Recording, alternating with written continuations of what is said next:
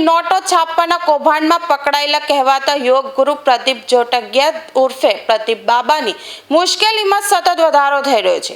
નકલી નોટો બાદ હવે આ બાબા વિરુદ્ધ સુરતના આયુર્વેદિક ડોક્ટરે મોરચો ખોલ્યો છે।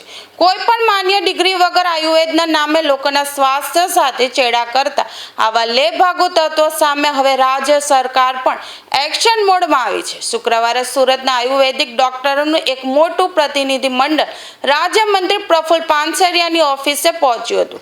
ડોક્ટરે આક્ષેપ કર્યો હતો કે પ્રદીપ બાબા જેવા લોકો સોશિયલ મીડિયાના અધકચરા જ્ઞાનના આધારે કેન્સર અને ડાયાબિટીસ જેવી ગંભીર બીમારીઓ મટાડવાના ખોટા દાવા કરી નિર્દોષ લોકોને છેતરવામાં આવે છે।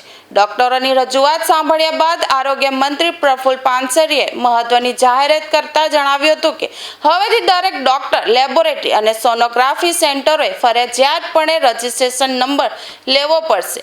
વધુમાં રાજ્ય સરકાર આચાર સંહિતા પૂર્ણ થયા બાદ નકલી ડોક્ટરો અને લેભાગુ તત્વો સામે કડક કાયદો અમલી બનાવશે।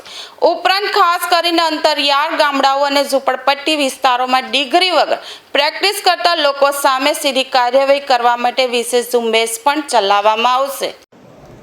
આજ રોજ આયુર્વેદ ડૉક્ટર દ્વારા બધા જ મિત્રો દ્વારા મને રજૂઆત કરવામાં આવી કે ડિગ્રી વગરના ડૉક્ટરો દ્વારા જે ઇલાજો કરી રહ્યા છે એમના ઉપર એક્શન, પણ ગવર્મેન્ટ આ બાબતમાં ખૂબ સક્રિય છે। એટલા જ માટે આ વિધાનસભા સત્રની અંદર રજિસ્ટ્રેશન કરાવવા માટે સમય મર્યાદા પણ લંબાવવામાં આવી છે। દરેક ડૉક્ટર પોતાનું રજિસ્ટ્રેશન કરાવી અને સંસ્થા ઉપર રજિસ્ટ્રેશન નંબર અને આ રજિસ્ટર ગવર્મેન્ટ સાથે થયેલી સંસ્થા છે એવું માનીને લોકો દર્દીઓ ત્યાં આવશે।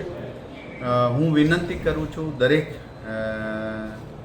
પરિવારજનો ગ્રામ્ય સુધી કે આવા માન્ય ડિગ્રી પ્રાપ્ત કરનારા ડૉક્ટરો સાથે જ પાસે જ દવા લેવી જોઈએ, કારણ કે એક ડૉક્ટર પોતાની આખી યુવાની ભણીને પછી ડૉક્ટર બનતા હોય છે, તો જેની પાસે શરીર વિજ્ઞાનનું પૂર્ણ જ્ઞાન હોય છે। તો મારી દરેક લોકોને વિનંતી છે કે ડૉક્ટર પાસે જ દવા લેવા જાય અથવા ઓપરેશન કરવા જાય અથવા તો તપાસ કરવા જાય।